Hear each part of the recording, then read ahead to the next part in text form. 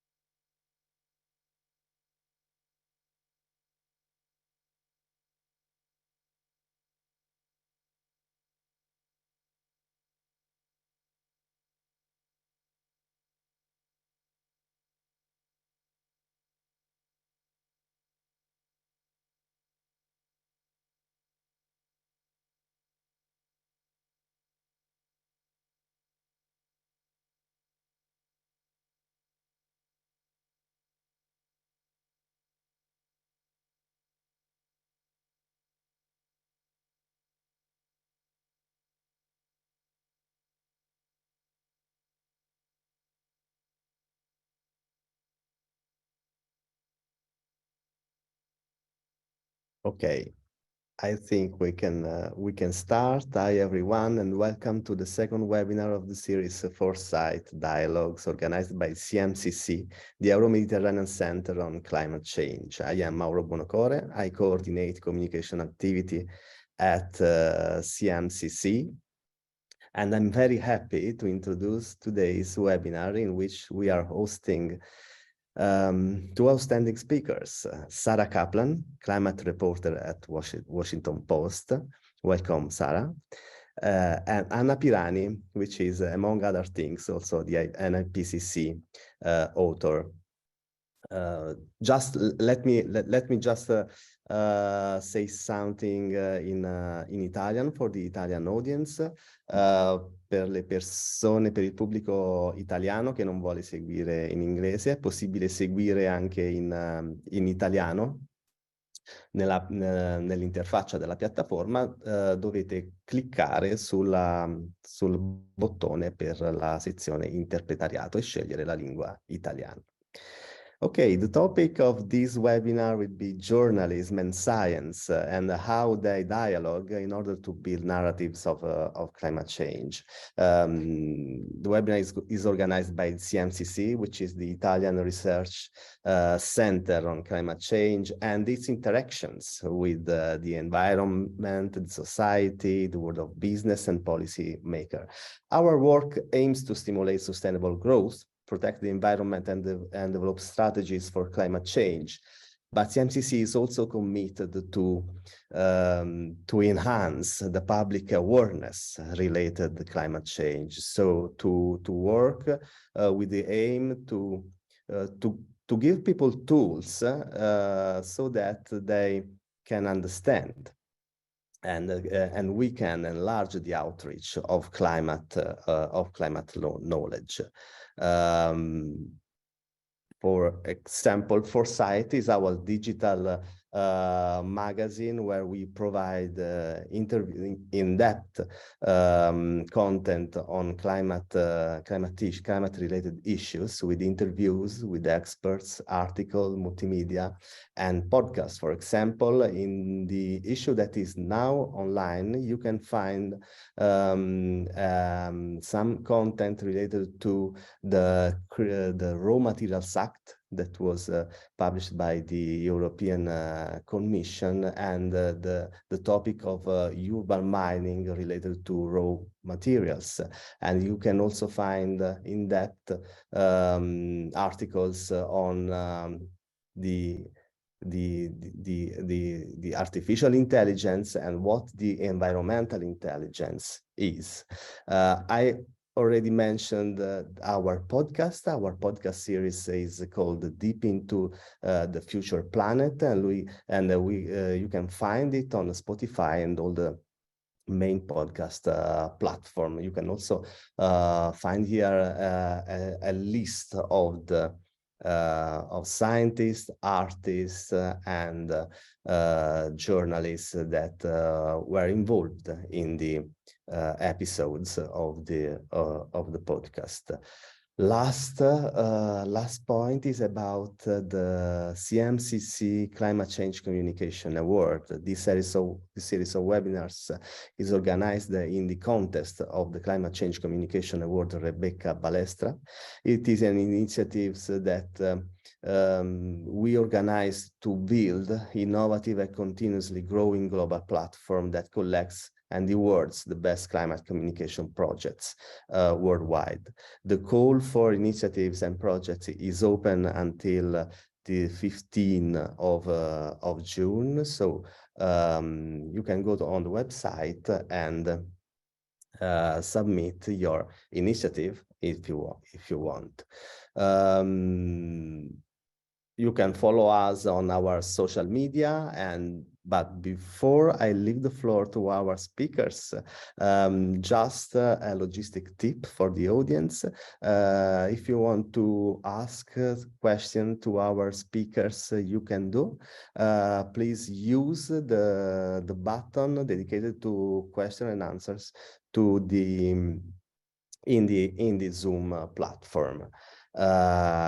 And now the very last thing is, let me remind you the next webinars of the series. The next one will be the next week in collaboration with EDMO, which is the European Digital Media Observatory, and it will be dedicated to climate change disinformation. And the next one is about art and science, organized together with the Horizon Europe project, Climate Europe 2. But now I would leave the floor to our speaker, and I will start from Sarah Kaplan, who is a climate reporter covering humanity's response to a warming world. She previously reported on Earth, Science, and the Universe, received the Walter Sullivan Award for Excellence in Science Features, and now she's a member of the climate desk at the Washington Post. Sarah, what does it mean to be a climate reporter, and how do you deal with the multidisciplinary of the climate topic? Yeah, well, thank you so much for having me. I'm excited for this conversation. Being a climate reporter can actually mean a lot of different things now, which is kind of exciting. I think that for many years, news organizations tended to view covering climate change as kind of a purely scientific beat, that, you know, we would write about the reports, the IPCC reports, for example. We would write about the research, but we didn't cover climate as the kind of all-encompassing society-wide issue that it is. And in recent years, I think for a variety of reasons that we were actually talking about just before this webinar began, really, I think everyone in the world, but especially the leadership at news organizations like the Post, have come to realize that climate change really affects everything and everyone. And so we need to cover it in that way. So in the past year, the Washington Post climate team has grown from a really, relatively small desk of just a handful of journalists to an entire department of more than, I think, almost 30 journalists now. And we have graphics reporters and people who cover the business of climate, people who cover climate solutions.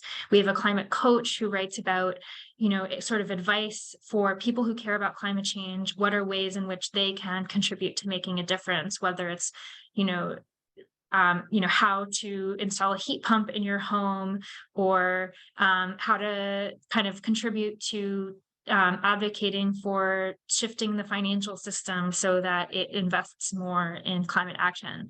I still am kind of a climate science reporter.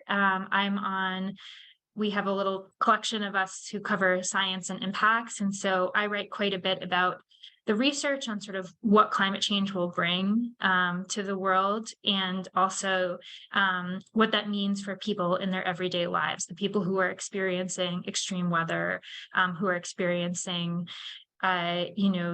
effects on their livelihoods and their homes because of climate change. But really, I mean, as you said, it's this interdisciplinary society-wide issue. And so the Post really is committed to covering it from every single one of those angles.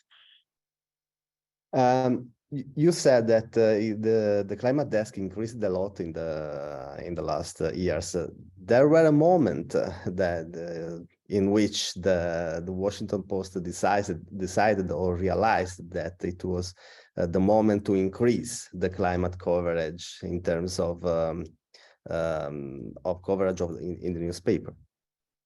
Yeah, I mean, I think that it was a series of moments. And so, I think back, the climate team became, initially, we just had a few climate reporters in different parts of the newsroom, someone on the business desk, someone on the politics staff, some people on the science desk who were covering climate.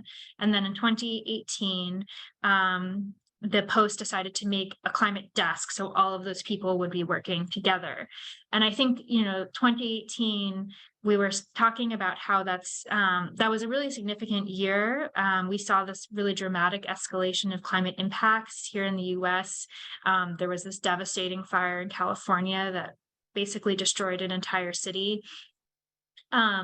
We also saw the 1.5 report came out. This was the really powerful report from the IPCC that looked at how much, the difference between 1.5 degrees of warming and 2 degrees Celsius of warming, and realizing that, that half a degree difference is a whole world of suffering and additional impacts that we would have to worry about. And so we really do need to target 1.5 degrees Celsius as, the safe, safer threshold. And then there was also the growing political salience of climate change. We saw in the United States, the Sunrise Movement, of this youth climate activist movement, gained a lot of traction. They started, they really brought to the forefront this discussion about a Green New Deal. But there was also the youth climate movement in all around the world. Greta Thunberg gave this incredible speech at the UN climate conference. And so, that was a moment, I think, where the world in general and news organizations like the Post realized that we needed to be paying more attention to this issue, that it was a political issue, that it was something that affected our lives and that was going to affect politics. And then last year, we had climate change was a huge political discussion in the United States. I mean, the major policy achievement of the Biden administration was this, the Inflation Reduction Act, which made a historic investment in climate action. And, that leads to all kinds of stories that the Post knew it needed to cover, stories about how that money gets spent and who benefits from it. And so I think that it was a response to seeing the ways in which climate change was kind of becoming more and more a part of all aspects of our lives that inspired the Post to want to expand the desk as much as we did. We're now an official department, kind of the way that like business is a department. So it's a big deal.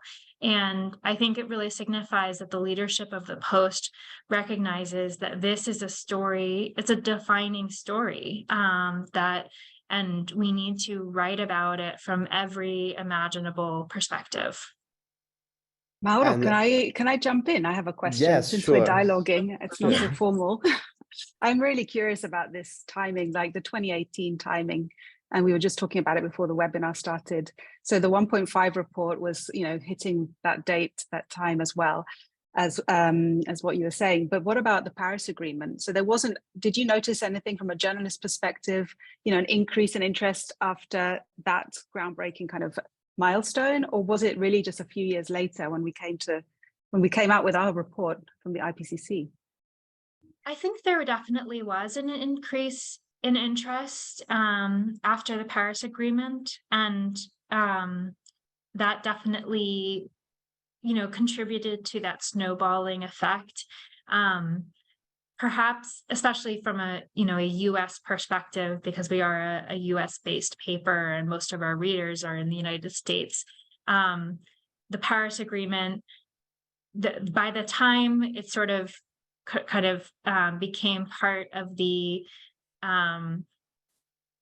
it was not long afterward that the election, the 2016 election sort of took over, and that really took a lot of, energy and the resources and attention. And then obviously the Trump administration, very early on declared its intention to leave the Paris Agreement. So there was I think there were sort of other forces kind of perhaps pulling attention away from climate. And even though it obviously had the climate was continuing to do, the issue of climate change was only becoming more relevant every single year. But in some ways, the politics of it, because the presidential administration didn't prioritize it, it does affect the way in which I think readers and also news organizations like the Post think about how important is this issue. And I do think that having, when there is a administration like there is now, where climate is at the top of the policy agenda, it really demands that news organizations cover it more intensively, but then also recognizing that the reason it's at the top of the policy agenda is because people put it there, right? Voters put it there. They value this issue. And so we're writing for them to inform them about this thing that is so essential to their lives. I actually am curious, Anna. No, please, Sarah, please. Yeah. How you, as someone who has worked on these IPCC reports, that, sometimes there's like a huge reaction, like there was with the 1.5 report, and sometimes there are kind of these other, there are other events happening in the world at the same time that perhaps draw more attention. Like, how have you seen this? Have you seen a change in the way people react to this science? And do you think that when you were working on the reports, do you think about how do we package this to have the most impact? Yeah, that's such a good question. And I think maybe I'll come to some of the communication efforts we made just to do that in the course of the webinar. But we really noticed, I think, with the 1.5 report, the surge in interest and the way it was carried from the COP when we presented it in Katowice, and the coinciding with this sort of enormous growth in the youth movement. I think that was key, at least from where I was sitting and watching. I think that took the report results directly around the world into the hands of people who were on the streets and really bringing out this discourse across the world. And then we had a very, very good reception of the Working Group 1 report in 2021. Gosh, it's already 2021. But it coincided with a lot of things going on around the world, particularly related to extreme events that we were noticing, all around the Northern Hemisphere, the Southern Hemisphere. There were sort of concurrent events happening. So it was, people were experiencing it. And in fact, the headlines that came out with our report were having images of these wildfires and people really suffering the consequences. But we were in the approval of the Working Group 2 report in March 2022, and it coincided with the breakout of the war in the Ukraine. And sitting through this in the middle of an intergovernmental session was really, really remarkable and hard. And when we came out at the end of this meeting, the report, I think, basically was was insignificant by comparison, and that was really regrettable because of the hard-hitting messages and the important efforts made in communication also by the Working Group 2 team. So yeah, contextualization into what the landscape into which these reports are launched is really important for sure. Just let me remind to the audience, because maybe that not everybody knows what Working Group 1 is and what Working Group 2 is. The assessment report of the IPCC is made of 4 main volumes. The Working Group 1 is about the physics of the climate change. The Working Group 2 is about vulnerabilities, adaptations, and impacts, while the Working Group 3 is about mitigation, so the tools and methodologies and policies to reduce the concentration of CO2 and GHG gases in the atmosphere. The 4th is the synthesis report, which came out in April, actually. No. March 2023.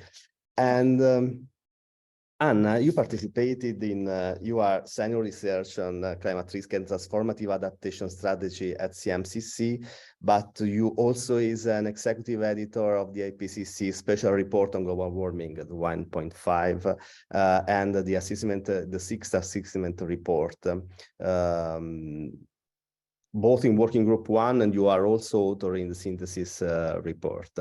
It seems from what you said, you and Sarah said in this webinar, that in 2018, the 1.5 report looks like a moment in which the IPCC made a shift in its way of communicating its reports. It was a special report, but this change involved also the Working Group 1 and the next and the reports that were published after that. In which way the IPCC changed this way of communicating their work? Yeah, thank you, Mauro. So I've been the head of the Working Group 1 technical support unit since 2016. So we were assigned the implementation of the 1.5 report together with the other working groups. And we came in straight after an expert meeting that took place in 2016, where the IPCC took stock of its communication experiences until that point. And this was really, I think, a key meeting that really set the stage for the AR6. And I mean, before I go into that a bit more, I just wanted to say that I'm really just speaking on behalf of a small team. It's about 10 people that we worked with from then until recently. And I would like to thank them individually, but I've noticed, in the interest of time, I noticed that Irene Lorenzoni is on the line, and she was one of our fantastic collaborators. And I also want to thank especially Angela Morelli of Information Design Lab. You'll notice that some of the slides I present look quite good, and they're nowhere near what I would be able to produce. So I really want to thank her for the support to prepare for this, this meeting. So anyway, the IPCC really took stock of the needs for the assessment to be very clear, very accessible, and actionable. And this expert meeting gathered specialists in communication and IPCC representatives and authors, and it's come out with a lot of very good recommendations that basically we used as a guide to prepare and implement our work. So I've learned a lot during the course of this work. And I will say that the context of the IPCC is particularly important when discussing the efforts we make in communications. So when you see some of our efforts or the recommendations for these kind of meetings, they're like 101 of communications. It's like the basic stuff. But in an intergovernmental body at the science policy interface, where there's a formal assessment process, an approval process by government representatives, I think you have to try and understand why, we only make it so far, I suppose, in our ambition, in implementing our ambition. But I think we've done an enormous amount, and we've managed to do that at the same time as enforcing the credibility of the IPCC products, which really depend on these formal mechanisms. And with communication, there's a a request often to simplify, deconstruct messages. But we're bound by the fact that the science that the IPCC deals with is complex, and sort of unpacking that can be very difficult in this formal assessment process. What can I say? I mean, if we look at visual communication especially, I think you can notice a significant change. And this came about partly because of this important expert meeting that Norway hosted, but also because of the leadership and vision of, I wanted to highlight the Norwegian focal point, Øyvind, I forget his surname, and I think I have a friend in the chat who can write that in the chat for me. But Øyvind was critical in making a connection happen with myself and Angela and her colleague Tom Johansson Gabrielsen of Information Design Lab, and really opened up this world of information design and handling complex visual information, scientific information with this kind of expertise. And we also became aware of the importance, also because of the literature that was available by that point, of the importance of cognitive science. And Irene Lorenzoni and Jordan Harold from the Tyndall Center were our partners in this work, building on their very important work that they'd done up until that point. So it's really interesting to work with these areas of expertise from a climate science perspective. And if we reflect first on the road to the 1.5 report, I mean, this was key, finding the expertise that we needed. This was really important first up. So in addition to information design, cognitive science, science writing, media engagement expertise, and graphic design.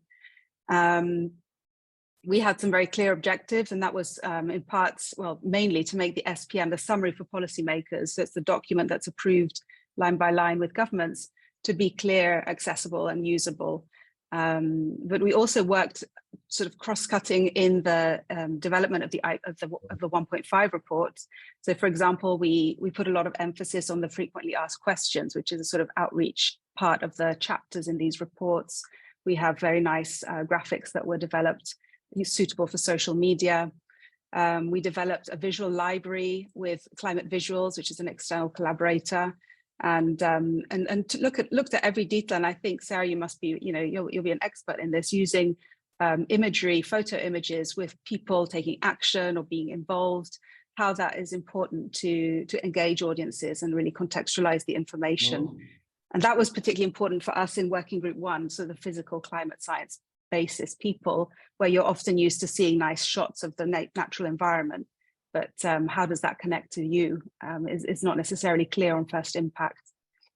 Another thing we developed, I wanted to share, was an handbook for IPCC authors. We worked with Climate Outreach, which is another communication outfit we worked with as an external partner.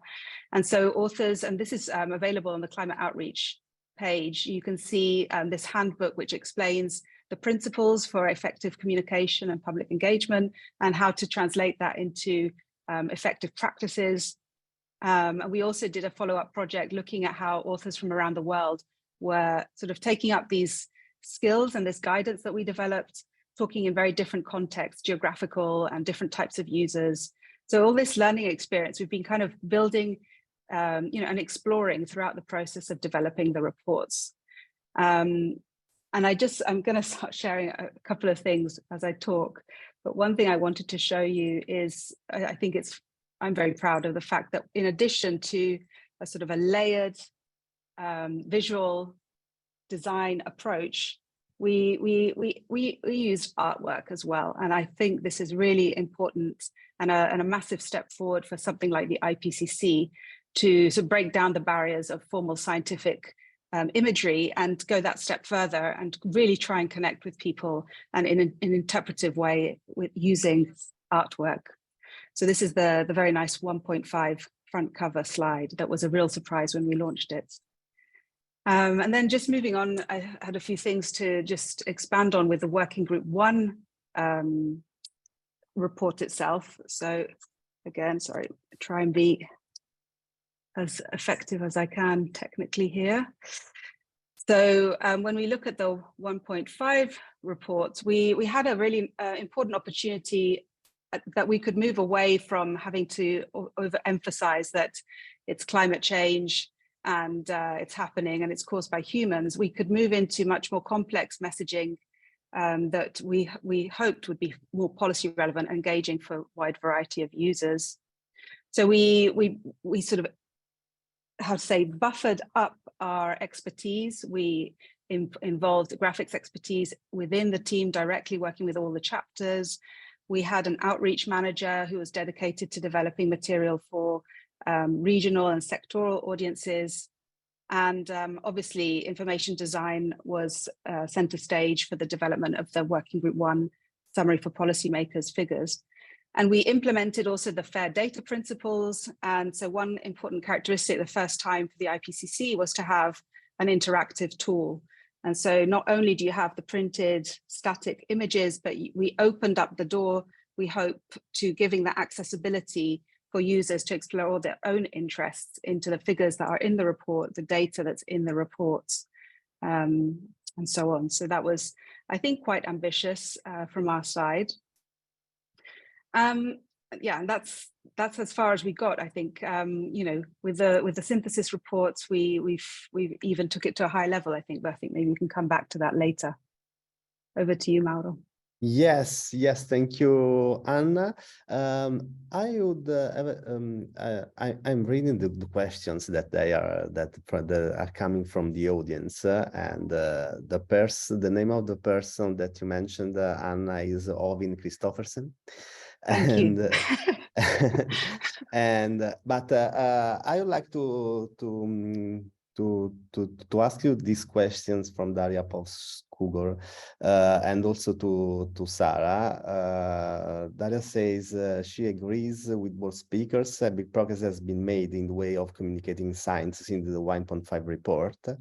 The question is for Anna, and also a comments from Sarah on this question. Has IPCC considered to prepare a summary for people and not only for policymakers? Yes, and so we have, actually, I'm very proud. Thank you for the question, Daria. I haven't got it ready to show you on a website, but we have a summary for all. And this was produced by my colleague Sarah Connors with a team of authors and technical support staff. So they have translated the key findings of the summary for policymakers into a form that would be accessible, we hope, to all. We also worked with colleagues who are coming from the sort of pedagogical education of climate science fields as well. So if you go onto the Working Group 1 webpage and you see the sort of extra resources section, you'll find the summary for all. It's been translated also into many languages.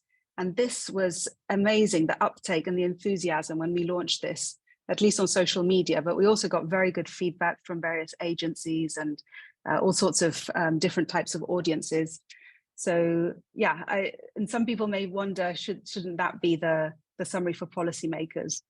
And we also developed an infographic explaining possible warmer worlds that went with the 1.5 report. And another comment was made, I wish the summary for policymakers were like this. And Anna, I suppose that all the materials are reusable. I mean, they are under Creative Commons, I suppose. Yes, so you can reuse all the images of the IPCC reports, and they have a copyright. So essentially what it says is that you shouldn't modify them without making it clear that this is a figure that's derived from the IPCC. So the figures should be clearly cited to being from a given report, so that it's clear what the IPCC information is. And then you can derive other figures as adaptations and so on. You can access now increasingly, as I said, we have fair data principles in a pilot case. We haven't implemented it comprehensively throughout the IPCC, but Working Group 1 has certainly made a lot of effort here. And so you can find some of the data for the figures, especially the summary for policymakers figures actually are all available, if I'm not mistaken. So you can also work with the data yourselves. Yes. Okay. And Sarah, I mean, a part of, making a summary of science for people is a part of your job too. It would be interesting if you could tell us some concrete aspects of your job. For example, you recently published a long story about a glacier. How did you find the story, and which is the effort you put in translating scientific content so that everyday people, non-specialists, can understand the impact that this scientific knowledge has got on their life? Yeah, I'm going to share my screen so that folks can see the article that you are talking about. So hopefully everyone can see this. This is a piece that I wrote last year after traveling to Huaraz, Peru, which is a city in the Peruvian Andes that is threatened by a melting glacier. When glaciers melt, they can sometimes form these glacial lakes that are accumulating more and more water, obviously, as they melt, as the ice melts from climate change. And Huaraz is positioned below one of these lakes in such a way that if the lake were to burst, it would flood much of the city. It could cause immense damage, threaten thousands of lives. And one man in Huaraz, a man named Saul Luciano Yuya, who is a mountain guide and a farmer he has a farm in the mountains, but he lives in the city. He several years ago filed a lawsuit against the energy company RWE, which is a major energy company, but also a major emitter in Europe. And with the help of a German-based legal nonprofit, has pursued this sort of climate liability case, essentially saying that RWE's emissions over the past century or so are responsible for a certain fraction of the amount of warming that the world has experienced, and therefore responsible for a certain fraction of the melting that the glacier has experienced, and so that they should pay that equivalent fraction of the cost of trying to mitigate the harm from the glacier and to protect the city of Huaraz. I thought that this story was really interesting. I found out about it actually from one of the communications folks who has actually helped me understand IPCC reports.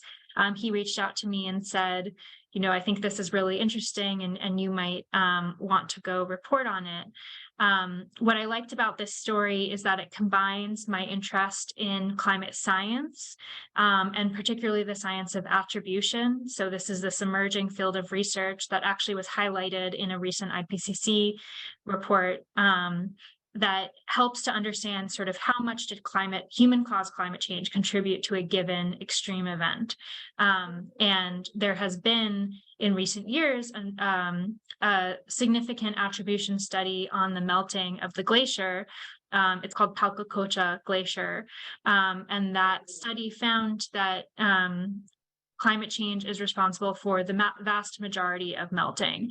And so, sort of that helps strengthen Luciano Yuya's argument that RWE as a contributor to climate change should help pay for the cost of coping with it. And that's sort of the second piece of this story, is I'm very interested in this issue of kind of the effort to achieve some kind of global climate justice. I cover the UN climate conferences, the COPs that happen every year, at which this question of loss and damage, who should pay for the consequences of climate change that can't be avoided, particularly in nations that contributed relatively little to the issue. And so this story sort of it brought together all of these different really interesting elements that I find very interesting. The science of how do we know that climate change is the human-caused climate change and human emissions are contributing to a problem, and then also the political consequences and the social and legal consequences of what does what might climate justice look like who should pay the price for these extreme events and these devastating impacts. So I worked with a very talented photojournalist from Peru named Angela Ponce, who took some of these amazing photos that I'll try to scroll through so you can see the one. This is Saul Luciano Yuya. He's the man at the center of this lawsuit. And behind him is the Palcacolcha glacier. Palcarahu Glacier, I think is the name of the glacier, and Palcacolcha is the lake that has formed from the melting of this glacier. And I mean, I was really fortunate to work with someone as talented as Angela, because I think that, as Anna was saying, having images that show people in the context of these climate impacts is so important to show that, for a long time, I think that people thought of climate change that was affecting the future or was affecting polar bears, right?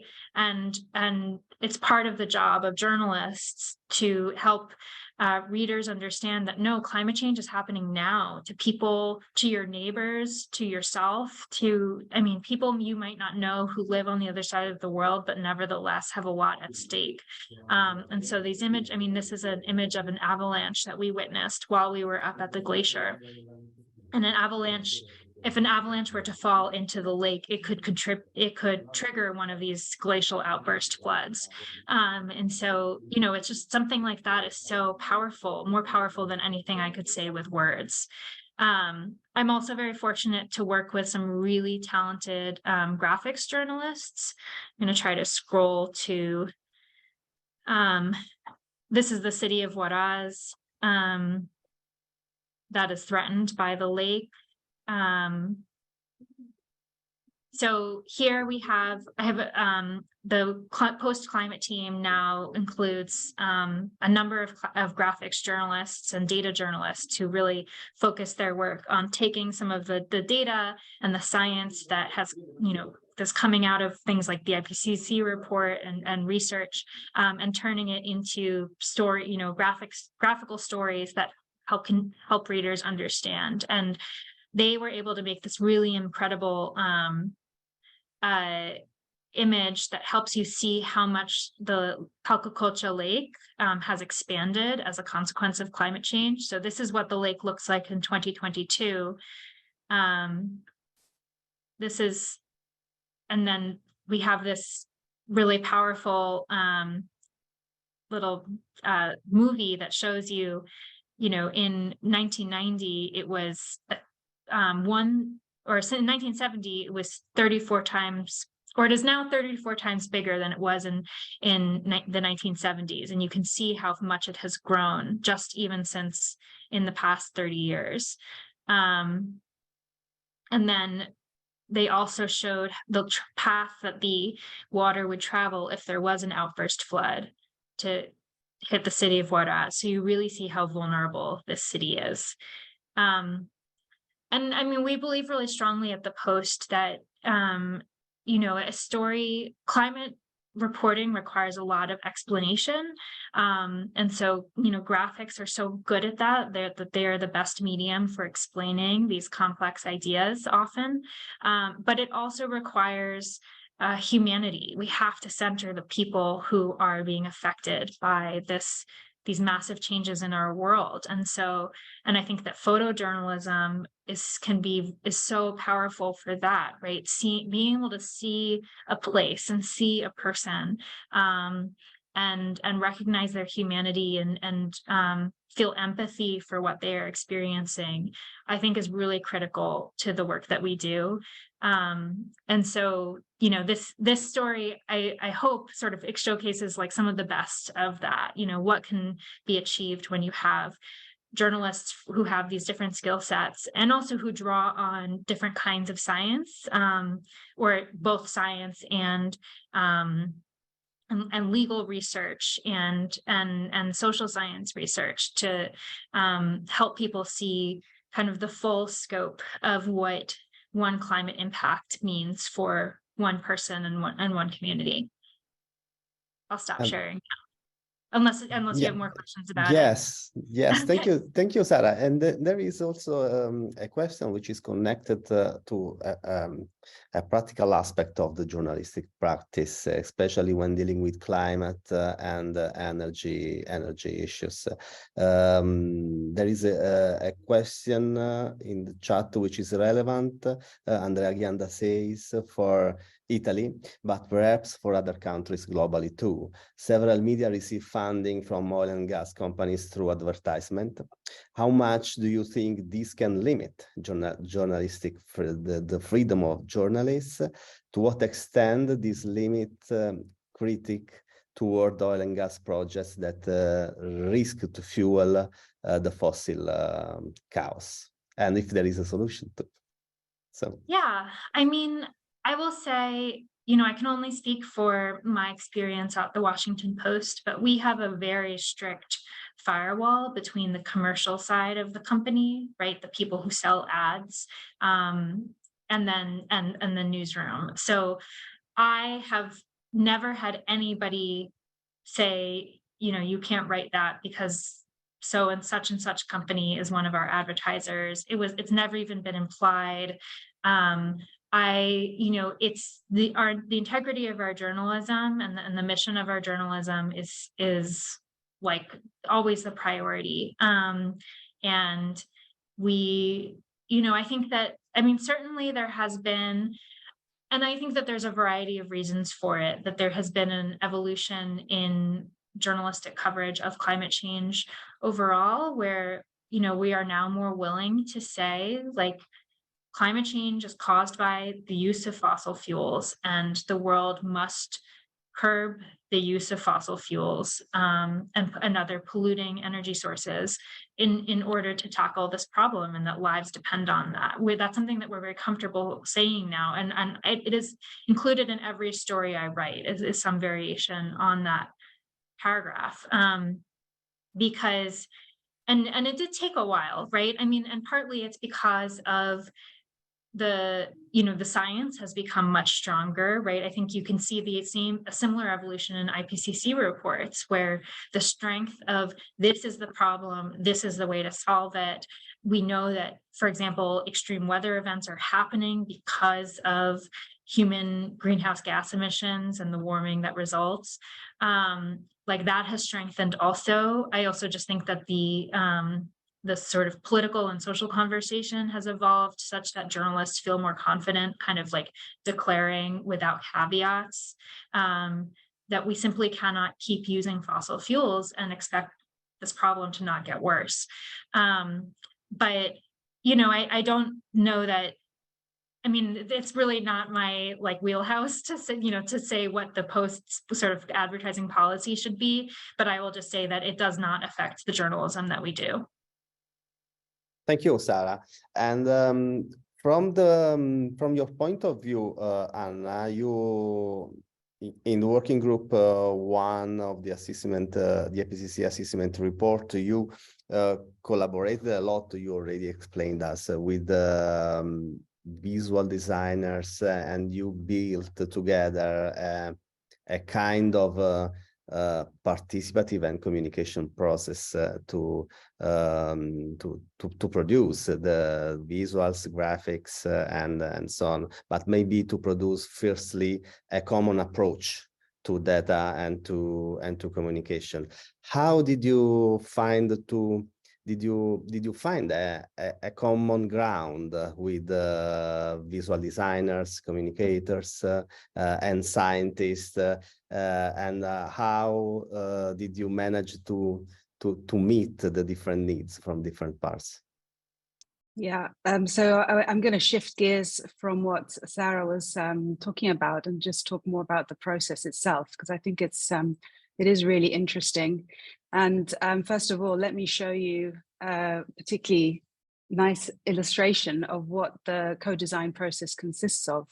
So we we have a process which is highly iterative and involves, as you can see along the way, many people. So you see many talking heads, and they are experts, so content experts, authors. We have technical expertise of the IPCC, information designers, cognitive scientists, and then we also interact with users and stakeholders. So we have these formal review processes, but we also had some very sort of innovative experiences doing user testing with, particularly with government representatives. So that was a real first in an IPCC context. And then you reach the end and you have even another stage of the co-design, which happens live with people at the approval session. So you can imagine how difficult it is to support and carry through a process that's ambitious as this. So you can't have a, shall we say, a plug and play formula. You're having to constantly adapt and take into account different perspectives. It's very iterative, it's very complex and resource intensive. But this business of finding a common language is a really important point to highlight. And now I show you some tools that we used. And again, I thank Angela for these very nice slides. So one of the key tools that we've learned in this process is the importance of having a very, very clear intent. And this reads really simple on this slide. I mean, what is the visual trying to achieve? What's the message? What do people take away from it? It's incredibly hard to reach that point. And I'll show you what that means in a minute. In addition to the intent, we normally find the process of like, here is the science, here's the information, and we maybe need to make it a bit more understandable with some annotations. But coming to an intent, I can basically report back after these experiences is really the biggest challenge overall. And it's so important because in a way, these are the takeaway messages that we place at like a headline. And I think this is partly why the communication can be very effective afterwards of the summary for policymakers. We have these very clear headlines that people can take away. And the other tool that we use with our design team, co-design team, is the development of visual narratives. So you see the summary for policymakers figures. If you're familiar with them, you'll see how they often contain many panels of information, different types of data. And this is a consequence of like what Sarah was saying, the science is stronger. And so we have all this information and we want to show how strong and robust it is, all these lines of evidence. And we need to show that also for these visuals to be accepted and go through an approval process and so on. So the visual narrative is the way we work in trying to make sure that a user with not expert knowledge can come to the figure and find hooks along the way that will guide them through the key information, and that they actually can move through the figure with some guidance. And working with the co-design team, the scientists, this is the other very intensive and interesting part of the process. And I really like the way Angela has guided us in this discussion of the narrative, how we have to find the peak of the story. And I think this slide that shows you, journey up a mountain, this is when you start reading the figure. It's a little bit of an uphill struggle, and then you reach the peak, and that is the message, and you really get it. And then after that, you have more contextual information, more the story is rounded by coming to the end of the visual narrative. So I think many of the scientists that have worked with us in this context have found these tools to be really interesting, and I think have taken them away to work in their normal work and producing figures. I think there's a lot of interest in producing figures that not just for science publications, but also for interesting outreach activities, social media, and so on. Another part of this co-design process is evaluation and user testing. And so as you saw when I showed you many people along the iterative process, we need to understand who the users are, understand the audience. There are many, many different audiences looking at the IPCC, so it makes it a very hard process. And it's hard to do user testing in what I think experts in this field normally do. They would maybe survey users, they would reach out openly with users with their draft materials. And IPCC draft material is actually confidential. So it's not published, it's not publicly available until the report is published. So there's a whole other layer of complication of doing this kind of work within the IPCC process. So overall, I would say it's a really interesting iterative process of synthesis to produce figures for the summary for policymakers. So the figures are based on underlying reports, figures, maybe synthesizing different types of findings, and these originally come from published literature. So achieving a clear takeaway message, as you can imagine, is very hard.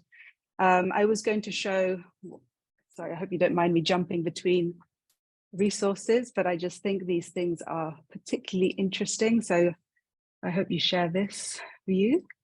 This is to show you, it's the intense family tree. So we had figures tentatively drafted when thinking about the structure of the Working Group 1 Summary for Policymakers. It started up at a first order draft back in the time. And then as we went through the process, this is how it evolved. So you can see the scoping is incredibly important. We did have a good idea of where we were going, but then the iterations and the refinements, bringing in different views from the author teams, from other authors in the reports, coming with a holistic message across the document is really a delicate and intensive process at the same time. Plus these formal review periods, we have review comments and so on coming in from experts and government representatives. And then at the end, even the last step, as I showed you before, the approval, we get through to a final point. So you have the intent, the headline message, and takeaway from each figure. And here is what we got. So through that process, we got a set of 10 figures, which tell a very complete picture of the Working Group 1 report. So this was a little bit about the co-design process. And then I'll show you, I'm sort of going on a little bit to show you what we achieved, I suppose.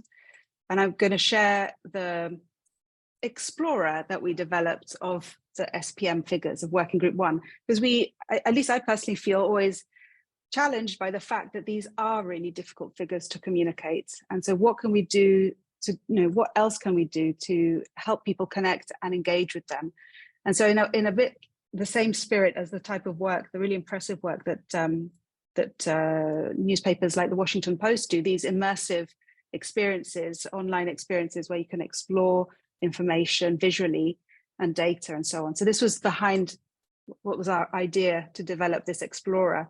So what you have when you go onto this web page is in very, very short and sharp messages, the takeaways, so the intents of the figures, but even reduced to the plainest language we possibly could bring it down to.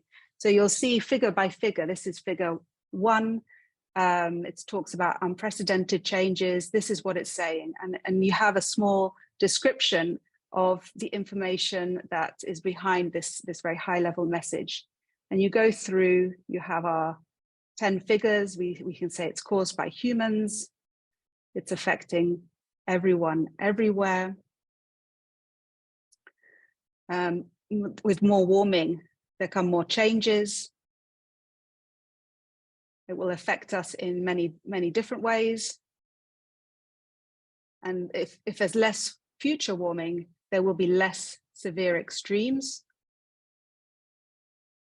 And that reducing emissions of greenhouse gases is key.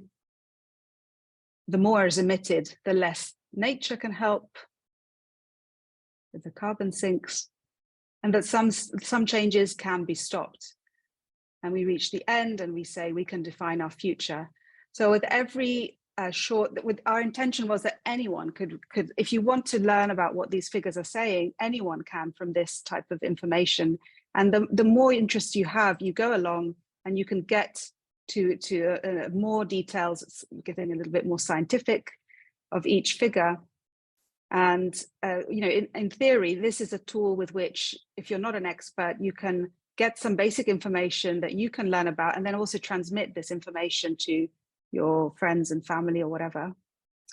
And at the end of this resource, you find there's a short video, say 2 minutes or so, from one of the authors, the specialists, who will explain the figure for you. And I think really importantly, and I think this audience, I've seen there's a lot of scientists on this call, you can download a presentation, which is an animated presentation that unpacks each figure, and you have an annotated script that you can explain correctly the figure with all its dimensions and nuances.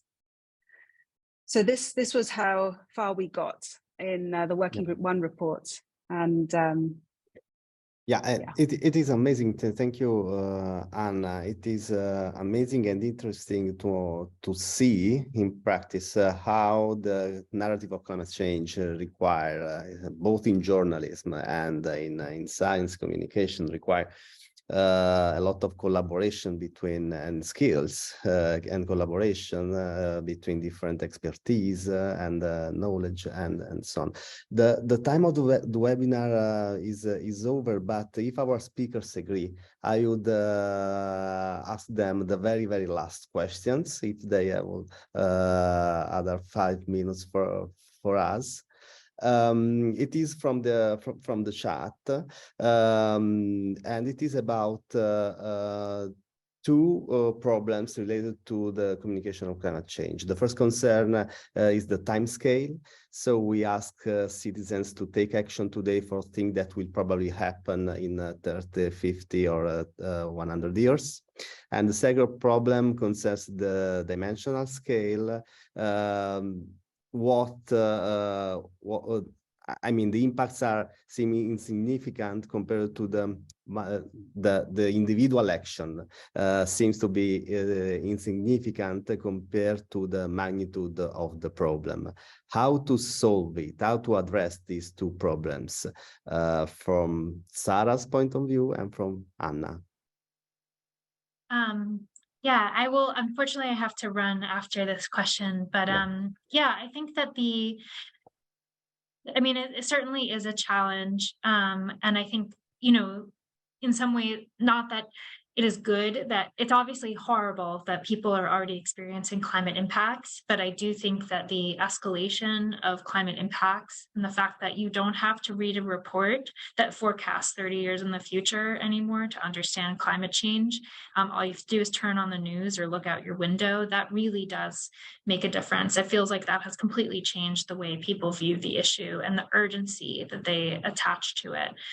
I do think also that there is, and I find myself in this challenging situation also, where we are, there are these 2 sort of black and white narratives that we have heard about climate change, which is like, it's not a problem, don't worry about it, which is obviously false, or we're all doomed, the world, like civilization will end, which, because of the actions that we have taken, right? Because since the Paris Agreement, the warming trajectory that the planet is on has shifted. And so now we're not looking at potentially more than 4 degrees Celsius of warming. We're looking at something closer to somewhere between 2.5 or maybe a little bit over 3, which will still be incredibly challenging, right? Which will still cause immense amounts of harm. If we stay on that trajectory, if we don't manage to shift it further. But it's also not the end of the world. It's not the end of human society as we know it. And so we are in this challenging middle where you're trying to communicate to people that action is necessary, that the challenge is immense, and that the stakes in human lives and in the survival of the ecosystems that we care about are so incredibly high. But also, it's not a question of we're doomed. It's a question of like how much how many lives will we save, right? How much suffering will we avoid? And in one way, I think that this message that has come out of the more recent IPCC reports, that every fraction of a degree counts, really helps, because I mean, one thing we learned from these reports is that, you know, the difference between 1.5 and 2, or between 2 and 2.5, is immense, which means that we want to try to limit warming as much as possible. But it also means that every effort we take to limit warming, even if we miss these targets, these numerical targets that have been laid out, it still matters, right? It's still valuable. It will still mean less suffering. It will still mean more people are able to live a healthy life, more ecosystems will be able to flourish, more species will survive. And so that is a message that I try to communicate, is that our actions matter, and whether they are small or large, they matter, because each ton of carbon that doesn't go into the atmosphere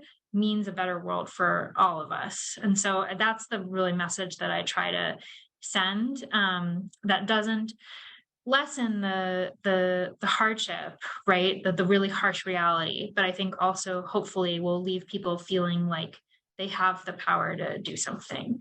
And with that, I do have to run, but thank you so much. Okay. This was a really wonderful conversation. Thank you very much, Sarah, also for being with Bye. us in the overtime. Thank you. Thank you. Anna, yeah, do you have a comment for this question about? I'll be really, really brief. I'm going to show what I think is one of the most iconic figures ever produced by the IPCC.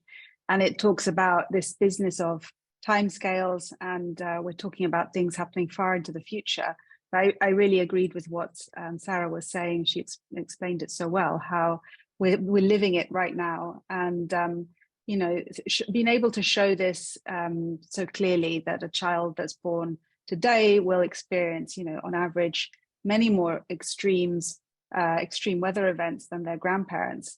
We hope will really drive home the fact that, you know, we are at a turning point. We have the science basis that shows us what the options for the future may be, and a comprehensive assessment of a portfolio of options for responding to climate change. And so we talked about individual actions, but there's a vast suite, and the IPCC report really emphasizes this portfolio of options approach. There is no one silver bullet, but everything does build up into a response that can have the effects that we hope to limit warming. And there's been a very comprehensive assessment of the feasibility of adaptation and mitigation options, synergies between them, synergies with sustainable development goals. So I hope that the message, particularly well rounded in the synthesis report that brings together the three working group reports, is successful in communicating that.